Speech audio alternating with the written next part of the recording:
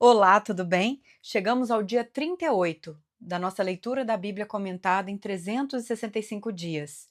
Nós estamos lendo a Bíblia na ordem cronológica. Eu sou a Tati, muito obrigada pela sua companhia. Nós estamos usando a Bíblia de estudo Joyce Meyer com comentários da autora.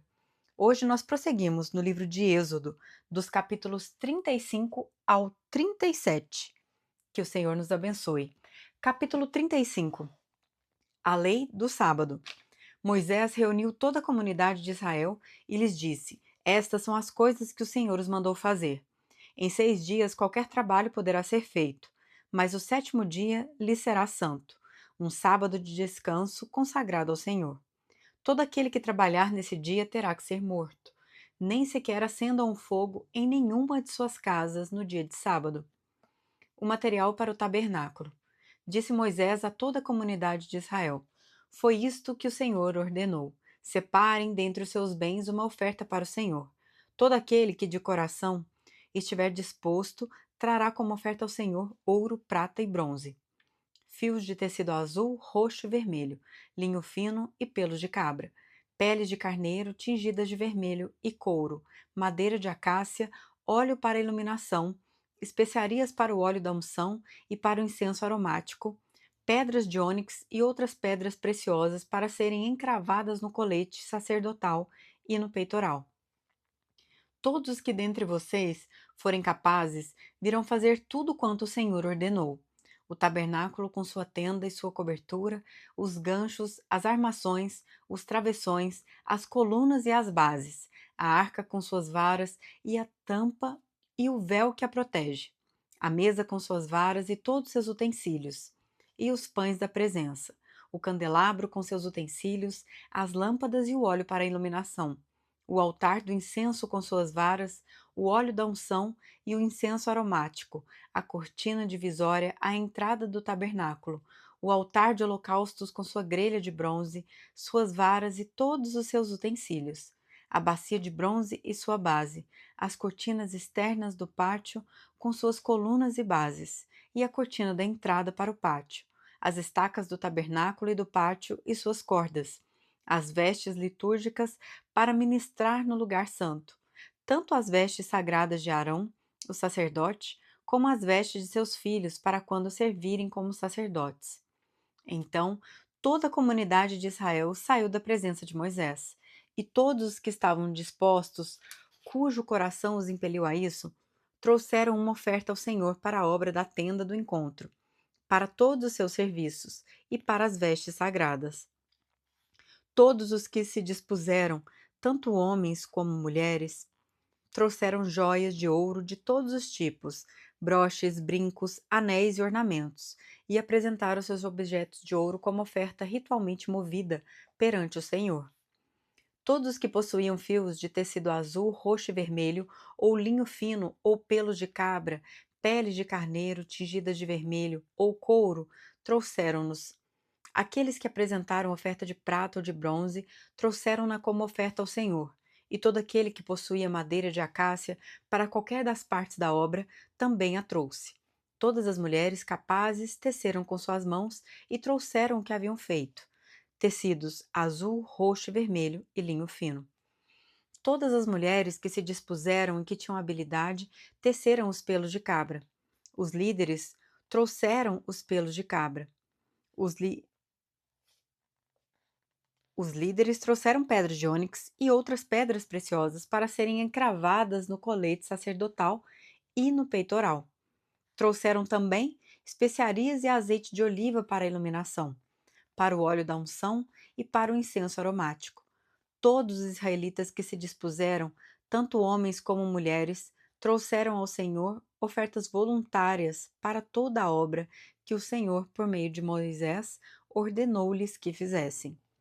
Os artesãos do tabernáculo. Disse então Moisés aos israelitas: O Senhor escolheu Bezalel, filho de Uri, neto de Ur, da tribo de Judá, e o encheu do Espírito de Deus, dando-lhe destreza, habilidade e plena capacidade artística para desenhar e executar trabalhos em ouro, prata e bronze, para talhar e lapidar pedras e entalhar madeira para todo tipo de obra artesanal. e concedeu tanto a ele como a Oliabe, filho de Aizamaque, da tribo de Dan, a habilidade de ensinar os outros.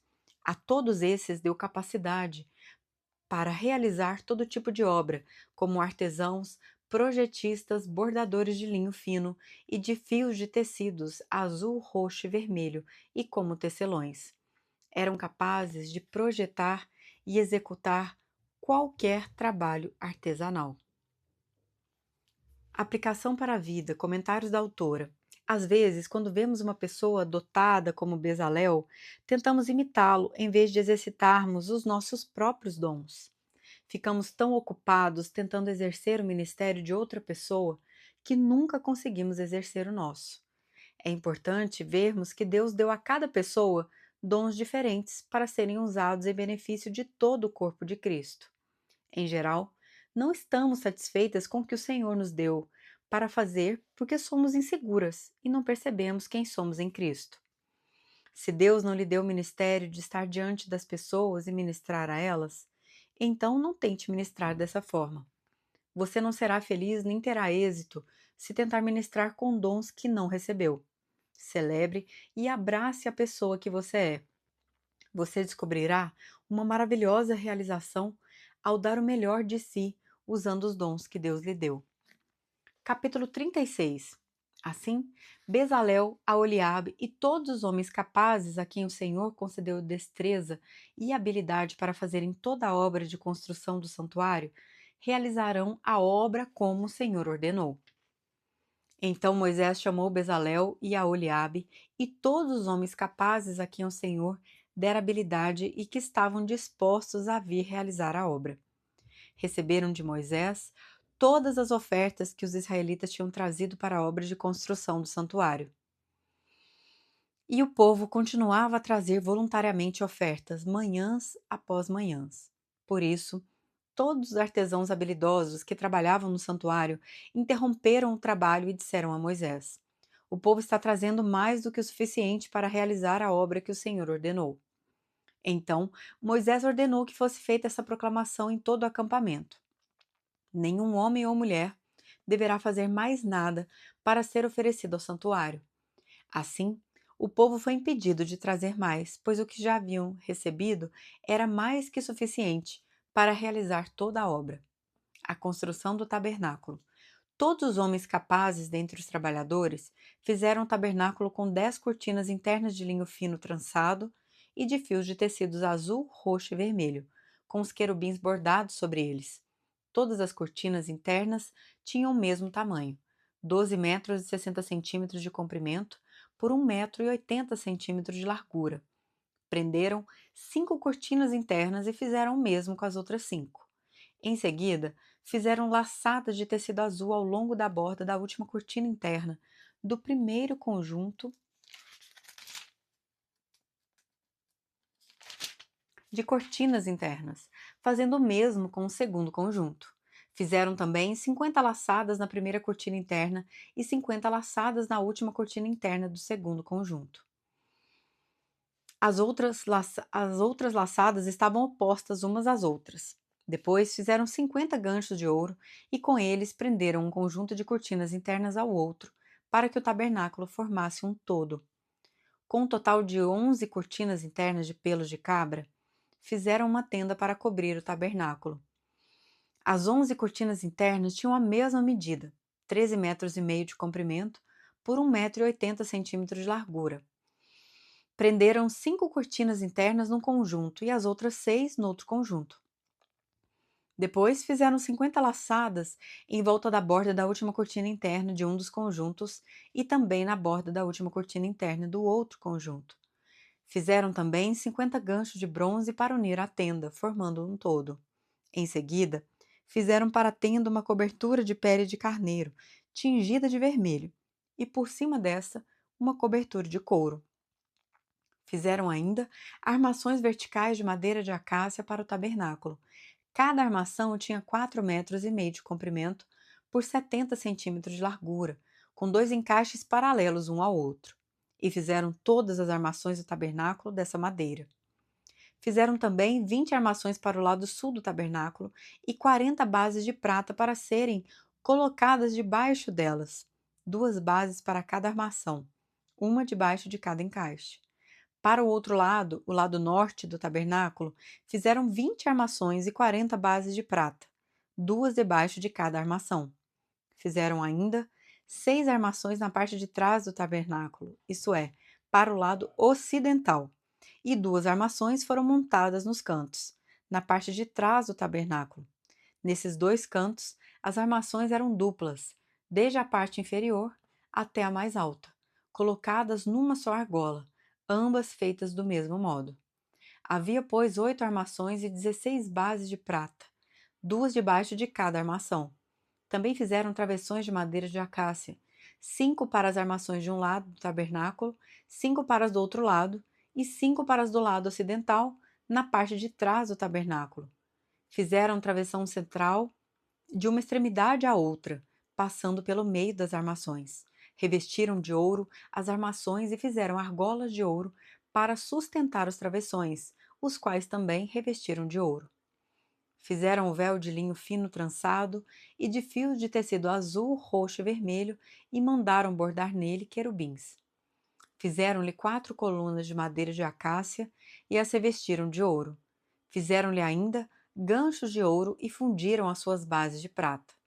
Para a entrada da tenda, fizeram uma cortina de linho fino trançado e de fios de tecidos azul, roxo e vermelho, obra de bordador, e fizeram-lhe 5 colunas com ganchos. Revestiram de ouro as partes superior e lateral das colunas, e fizeram de bronze as suas 5 bases. Comentários da autora.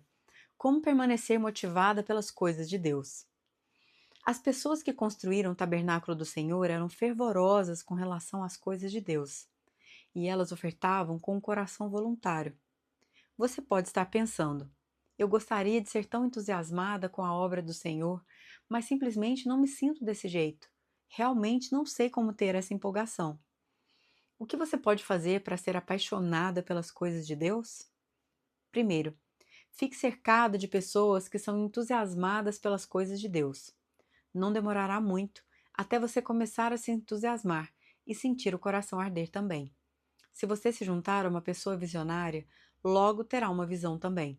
Mas se você ficar cercado de pessoas sem vida, que não querem fazer nada a não ser reclamar, sentar no sofá, comer biscoitos e ver novela, então logo você estará fazendo o mesmo.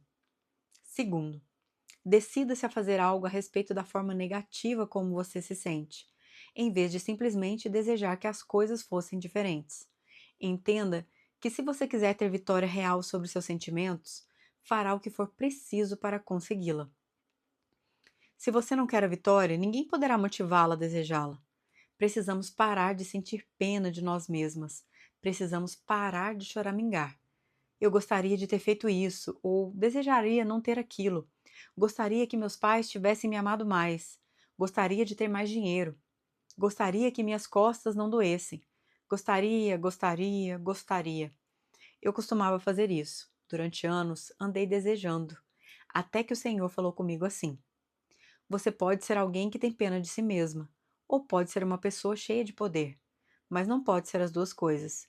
Então, faça a sua escolha. Terceiro, evite a passividade, a procrastinação e a preguiça. Uma pessoa passiva espera para ser movida por uma força externa antes de entrar em ação. Devemos ser motivadas e guiadas pelo Espírito Santo dentro de nós, e não pelas coisas externas. A melhor forma de nos protegermos contra o espírito de passividade é fazer o que precisamos fazer agora, e fazê-lo com toda a nossa força. Quarto, permaneça acesa em Deus. Romanos 12:11 nos encoraja. Nunca lhes falte o zelo, sejam fervorosas no espírito, sirvam ao Senhor. Para estarmos sempre ardentes e fervorosas, precisamos estar acesas. Descobri que a melhor maneira de atiçar o fogo é declarando a palavra de Deus em forma de oração, louvor, pregação ou confissão. Estes exercícios atiçam o dom interior, mantêm o fogo ardendo e impedem que meu espírito desfaleça dentro de mim. Lembre-se, tudo o que fazemos deve ser feito para o Senhor e para a sua glória. Devemos fazê-lo através dele, para ele, por ele e com ele. Devemos fazê-lo voluntariamente, com nosso coração inteiro ardendo pelo Senhor. Capítulo 37. A Arca da Aliança. Bezalel fez a arca com madeira de acácia, com 1,10 m de comprimento, 70 centímetros de largura e 70 centímetros de altura. Revestiu-a de ouro puro, por dentro e por fora, e fez uma moldura de ouro ao seu redor. Fundiu 4 argolas de ouro para ela, prendendo-as a seus 4 pés, com 2 argolas de um lado e 2 do outro. Depois, fez varas de madeira de acácia, revestiu-as de ouro e colocou-as nas argolas laterais da arca para que pudesse ser carregada. Fez a tampa de ouro puro com 1,10 m de comprimento por 70 centímetros de largura. Fez também 2 querubins de ouro batido nas extremidades da tampa. Fez ainda um querubim numa extremidade e o segundo na outra, formando uma só peça com a tampa. Os querubins tinham as asas estendidas para cima, cobrindo com elas a tampa. Estavam de frente um para o outro, com o rosto voltado para a tampa. A mesa e seus utensílios. Fez a mesa com madeira de acácia com 90 centímetros de comprimento, 45 centímetros de largura e 70 centímetros de altura. Revestiu-a de ouro puro e fez uma moldura de ouro ao seu redor. Fez também ao seu redor uma borda com a largura de 4 dedos e uma moldura de ouro para essa borda. Fundiu 4 argolas de ouro para a mesa e prendeu-as nos 4 cantos onde estavam os seus 4 pés. As argolas foram presas para próximas da borda, para que sustentassem as varas usadas para carregar a mesa. Fez as varas para carregar a mesa de madeira de acácia, revestidas de ouro. E de ouro puro fez os utensílios para a mesa, seus pratos e recipientes para incenso, as tigelas e as bacias nas quais se derramam as ofertas de bebidas. O candelabro de ouro. Fez o candelabro de ouro puro e batido. O pedestal, a haste, as taças, as flores e os botões formavam com ele uma só peça. 6 braços saíam do candelabro, 3 de um lado e 3 do outro.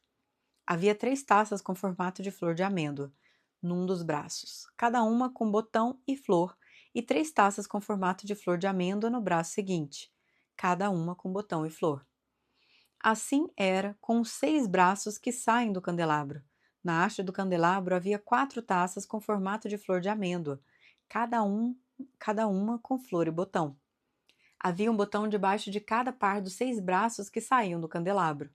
Os braços com seus botões formavam uma só peça com o candelabro, tudo feito de ouro puro e batido. Fez de ouro puro suas 7 lâmpadas, seus cortadores de pavio e seus apagadores. Com 35 quilos de ouro puro, fez o candelabro com seus botões e todos esses utensílios. O altar do incenso. Fez ainda o altar do incenso de madeira de acácia. Era quadrado com 45 centímetros de cada lado e 90 centímetros de altura. Suas pontas formavam com ele uma só peça. Revestiu de ouro puro a parte superior, todos os lados e as pontas, e fez uma moldura de ouro ao seu redor.